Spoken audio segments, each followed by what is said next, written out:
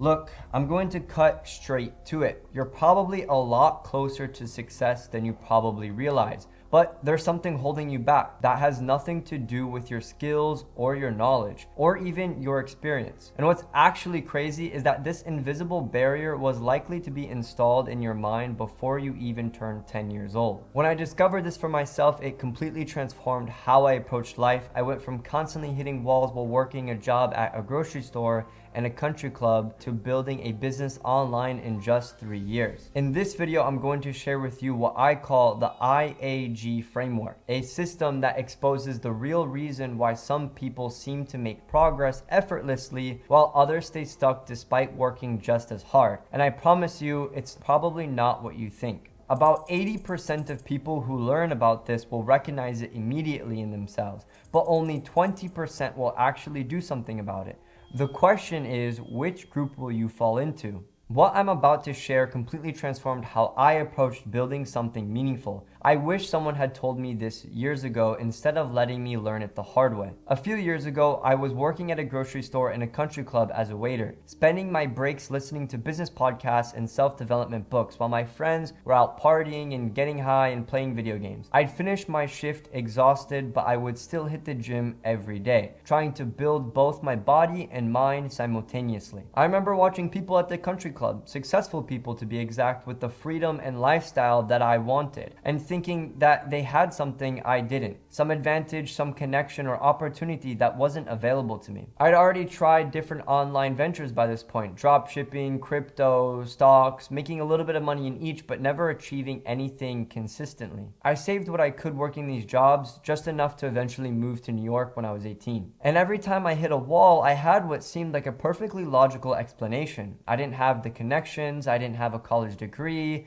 or I just needed to learn one more strategy or system. And these weren't excuses in my mind. They were legitimate barriers that other successful people simply didn't have to face, or so I thought. What I didn't realize then was that these external obstacles were masking for something much deeper, something that was actually within my control to change, but I couldn't see it yet. Here's where most people get it completely wrong. When we're not seeing results, we naturally look outward for explanations. We blame circumstances, resources, competition, algorithms, or the economy. Anything external that lets us maintain our self-image. Most people approach building something meaningful backwards. They think success depends primarily on external factors aligning perfectly. Having the right connections, finding the perfect opportunity, mastering some complex skill, or getting lucky with timing. But here's the uncomfortable reality. Those external factors matter far less than we want to believe. They're convenient explanations that protect us from facing the actual problem. What I've seen with almost everyone who struggles to get started, including myself back in the day, is that they're caught in a cycle of external resistance that manifests itself as external excuses. And the most dangerous part is this internal barrier is invisible to most. In fact, when I speak to people stuck at entry-level jobs, college, or bouncing between failed business ideas,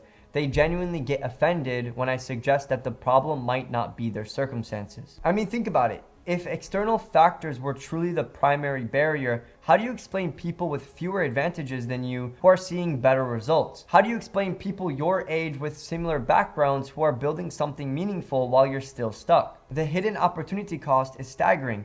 While you're focused on all these external barriers, you're missing the internal shift that could change everything. After hitting multiple walls in my journey, I finally discovered what I call the Identity Action Gap Framework. This completely changed how I approached business and, more importantly, how I viewed my capabilities. This framework breaks down into 3 interconnected principles that most people never concisely address. First, there's an identity conflict principle. Most of us have a deep subconscious belief about who we are that directly conflicts with our stated goals. When I was struggling, I consciously wanted success, but subconsciously, I still saw myself as just a young guy figuring it out. Every time I took action toward building something of my own, this identity conflict created intense internal friction. I remember planning to reach out to potential clients for my agency, then spending hours preparing and researching instead. Behaviors that aligned with my still learning identity, but not with my agency owner goals. Your actions will always align with your deepest identity, not your conscious desires. The second principle is permission dependency. I noticed that even when I had all the knowledge and resources to move forward, I still was subconsciously waiting for external validation or permission, maybe from a mentor, a certain achievement, or reaching some arbitrary milestone. For instance, I kept telling myself I'd fully commit to my agency once I had the perfect portfolio, or once I'd mastered every aspect of digital marketing. This was just disguised permission seeking, creating artificial prerequisites because I didn't believe that I had the authority to simply begin. The third principle is the comfort preservation instinct. Our brains are wired to maintain emotional homeostasis. When we take action that feels incongruent with our self-image or push beyond our comfort zone, our subconscious creates resistance in the form of procrastination,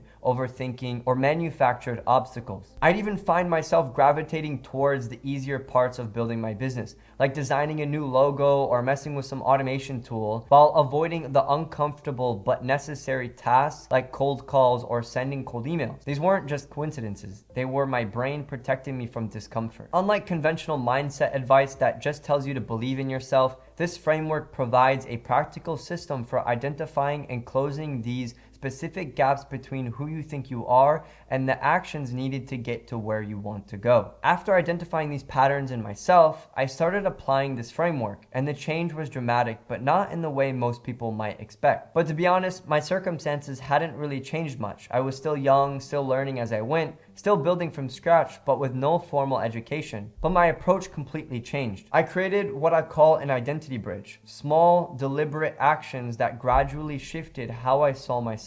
Instead of thinking I'm trying to become successful in business, which created resistance, I started saying I'm already a business owner who's early in my journey. My work ethic was always solid. I'd been disciplined enough to go to the gym daily, to read books, meditate, etc., but I needed to redirect that discipline toward uncomfortable actions that would actually move my business forward. Over the next few months, I developed a simple system to identify when my comfort preservation instinct was activating. When I felt a sudden resistance to important business tasks or discovered urgent reasons to delay something, I recognized it as resistance rather than reality. But the most surprising part wasn't getting my first clients. The most surprising part was that my circumstances hadn't really changed much at all when the momentum started building. Only my relationship with my internal resistance had shifted. If you're ready to address what's actually holding you back, here's 4 specific actions you can take this week. First, conduct an identity audit. Write down how you currently see yourself. Be brutally honest. Then write how someone who already has the success you want would see themselves. Look for specific conflicts between these identities. For example, if you wrote, "I'm still figuring things out," versus "I'm someone who provides valuable marketing solutions," that's a critical identity gap to address. Create your own identity bridge. Choose one small action that someone with your target identity would do daily. Make it so small that it's almost impossible to avoid. Maybe it's sending one outreach message, creating one piece of content, or spending 15 minutes developing a single skill. The action itself matters far less than its alignment with your identity. Third is implement the resistance recognition protocol. For the next week, whenever you're about to work on your goals, mentally note your feelings, distractions, thoughts in real time. Look specifically for patterns or sudden fatigue, remembering more important tasks or urges to do more research instead of taking action. These are almost always comfort preservation mechanisms, not legitimate obstacles. And fourth is break your permission dependencies by creating a minimum viable authority list. Write down the absolute minimum credentials or experiences you genuinely need before serving others or offering value. Be ruthlessly honest about which prerequisites are legitimate versus which are simply permission-seeking behaviors. Then commit to moving forward with just those minimum elements. The critical insight here is that you don't need to psychoanalyze yourself for months or master some complex psychological framework. You just need to recognize these patterns as they emerge and have specific protocols to address them. The most powerful realization I've had on my journey from working at a grocery store to building my agency isn't about tactics, strategies, or even opportunities. It's the gap between where most of us are and where we want to be is primarily internal and not external. When you begin addressing your identity conflicts rather than endlessly searching for perfect strategies or opportunity, everything shifts. The same circumstances that seemed like insurmountable obstacles suddenly become workable challenges. And remember, the obstacles that appear external are often reflections of internal barriers. Start there and you might be surprised how quickly your external reality begins to change. And with that being said, I'll see you in the next one.